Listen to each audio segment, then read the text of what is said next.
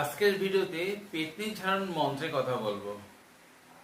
পেতনির দৃষ্টি যদি কোনো ব্যক্তির উপর আসে, সেই ব্যক্তি কিন্তু সব সময় ভুল বকে, রাস্তায় রাস্তায় ঘুরে বেড়ায়, আপন মনে চলতে ভালোবাসে, সবসময় অন্ধকার থাকতে ভালোবাসে, এমনকি এমন ঘরের মধ্যে এমন বিরক্ত করে তার জন্যে শেকল দিয়ে বেঁধে রাখতে হয়।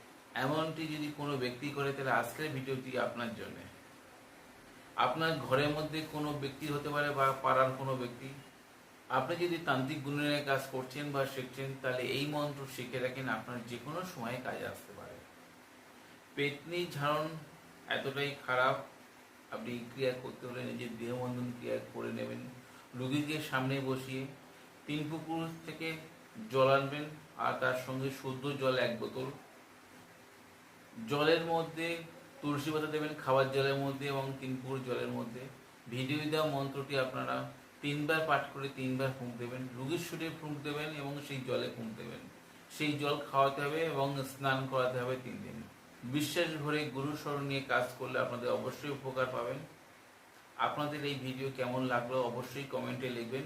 আপনাদের যদি এই ভিডিও দেখে উপকারে আসে, সোশ্যাল মিডিয়ায় বা আপনাদের পরিচিতদের কাছে শেয়ার দিতে ভুলবেন না।